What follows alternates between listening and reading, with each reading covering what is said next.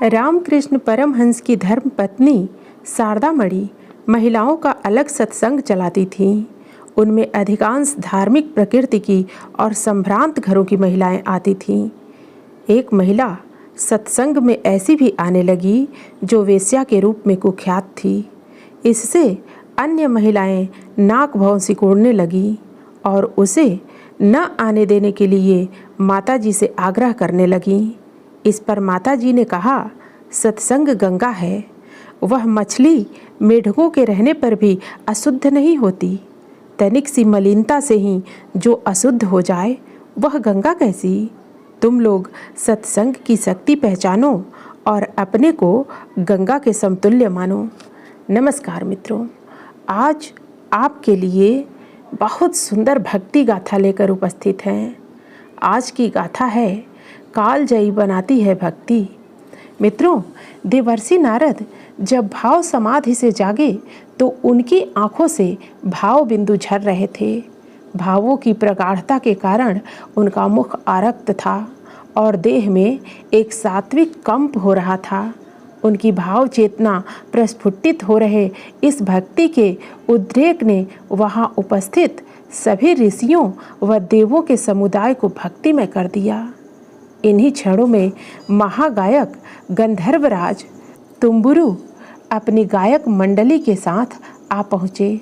उनकी इस मंडली में गंधर्वों के साथ पुंजिक स्थली सुवर्णा आदि अप्सराएं थीं।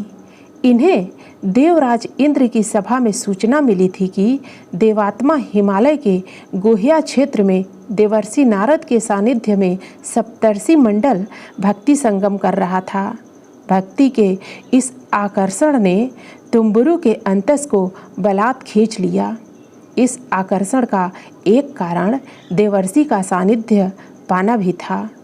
हो भी क्यों ना, तुम्बुरु ने देवर्षि से ही 7 सुरों की बारीकियां, इनके आरोह अवरोह सीखे थे और साथ ही यह भी जाना था कि गीतों के गायन का, संगीत के सरगम का वास्तविक उद्देश्य भावों की संशुद्धि है।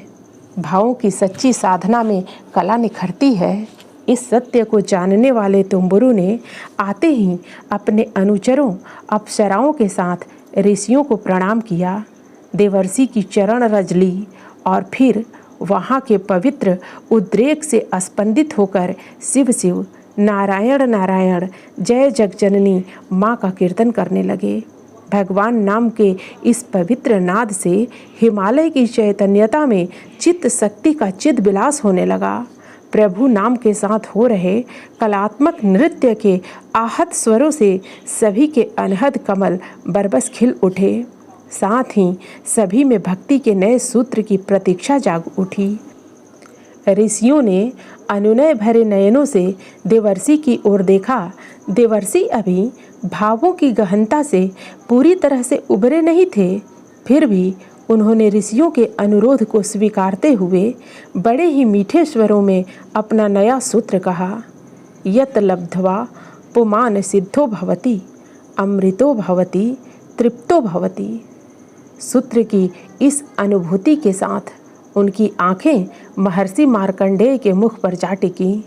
परम सिद्ध, जरा मरण से रहित, अमर व नित्य तृप्त महर्षि मार्कंडेय, जिन्हें भगवान सदाशिव की माता जगदम्बा की पराभक्ति व नित्य कृपा सहज प्राप्त है, जिन्होंने भगवान विष्णु के बाल मुकुंद स्वरूप का दिव्य साक्षात किया, उन महर्षि की ओर देखते हुए देवर्षि बोले, भक्ति ऐसी है जिसे पाकर पुरुष सिद्ध होता है, अमृतमय होता है, नित्य तृप्त होता है।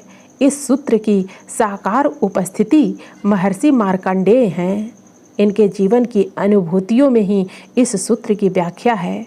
इस सूत्र को समझने के लिए हम लोग महर्षि से अनुरोध करें कि वे अपने भक्तिमय जीवन की अनुभूतियों का अमृत हम सबको प्रदान करें।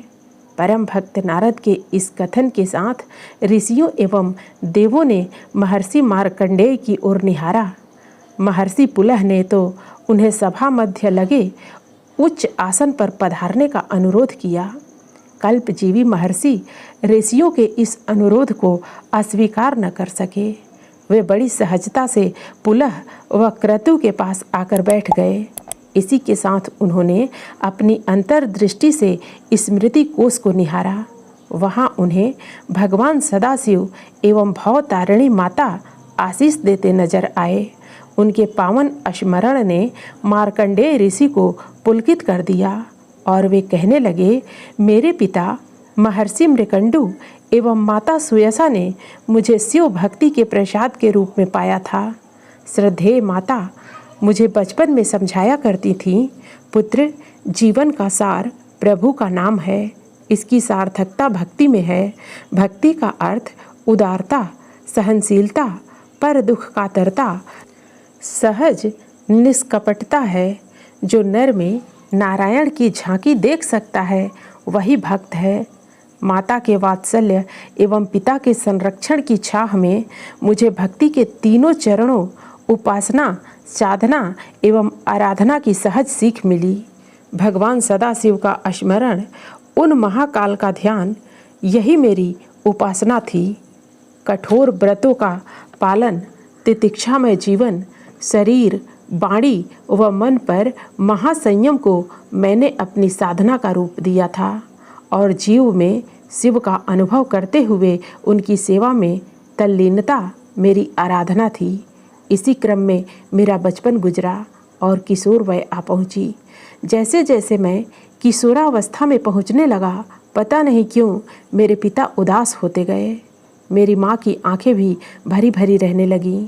एक दिन सायं जब भगवान सूर्यदेव अस्ताचल को गमन कर रहे थे, उनकी लालिमा से गगन लोहित हो रहा था। मैंने माता से उनकी उदासी का कारण पूछा। पिता भी वहीं समीप खड़े थे। मेरे प्रश्न के स्पर्श से वे दोनों ही फफक उठे। उन्होंने लगभग बिलखते हुए बताया, पुत्र, तुम्हारी संपूर्ण आयु केवल 16 वर्ष की है और अब तुम 13 वर्ष पूरे कर रहे हो। लगभग 3 वर्ष शेष हैं तुम्हारी आयु के। बस यही हम दोनों के दुख का कारण है। उनकी इन बातों पर मैंने कहा, आप दोनों ने मुझे यह सिखाया, भक्ति असंभव को संभव करती है। भगवान महाकाल काल के भी विनाशक हैं। ऐसे भगवान भोलेनाथ के रहते क्या चिंता। आप तो बस मुझे आशीष दें कि मैं भगवान सदाशिव की कृपा पा सकूं। माता पिता का आशीष लेकर मैं उसी क्षण घर से निकल पड़ा और पुष्पभद्रा नदी के तीर पर कुटी बनाकर शिव भक्ति में लीन हो गया।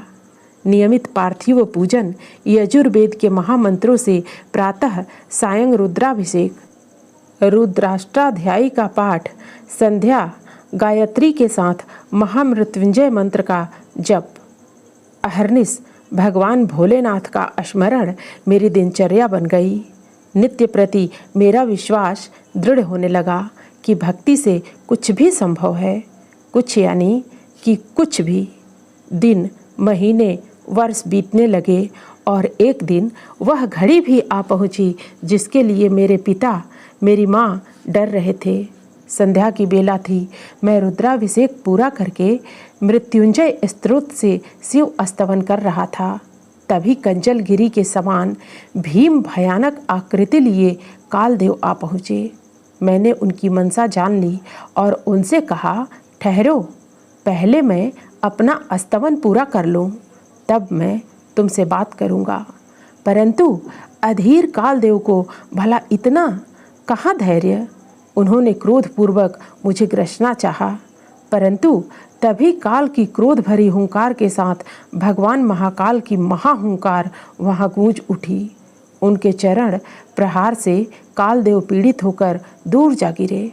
चेत आने पर मैंने देखा कि भगवान भोलेनाथ के साथ माता सिंह वाहिनी भी पधारी हैं। प्रभु ने, माँ ने मुझे ढेर सारा प्यार किया। माता ने तो मेरा सिर अपनी गोद में रखते हुए कहा, पुत्र, भक्ति के प्रभाव से तुम शिव तत्व के जानने वाले होगे। कृपालु माँ ने बिन मांगे वरदान दिया। मेरा दिव्य चरित श्री दुर्गा सप्तशती तुम्हारे माध्यम से लोक में प्रचारित होगा। भक्त वत्सल भगवान सदाशिव ने मुझसे वरदान मांगने के लिए कहा, तो मैंने केवल इतना कहा, दयामय, यदि आप मुझ पर प्रसन्न हैं तो मुझे यही वरदान दें कि भगवान मेरी अविचल भक्ति हो, आप में मेरी स्थिर श्रद्धा रहे, भगवत भक्तों के प्रति मेरे मन में अनुराग रहे और सचमुच ही वात्सलमयी जगदम्बा एवं जगदीश्वर प्रभु सदाशिव की कृपा से, उनकी भक्ति के प्रसाद से मुझे स्वतः ही सब कुछ प्राप्त है। महर्षि मार्कंडेय की पवित्र अनुभूति को सुनकर ऋषियों को अपार हर्ष हुआ। वे सभी कुछ और सुनने के लिए उत्सुक हो उठे, परंतु देवर्षि नए रहस्य को उजागर करने के पहले भगवान नाम का कीर्तन करने में लीन हो गए। उनके स्वरों में सभी के स्वर सम्मिलित हो उठे।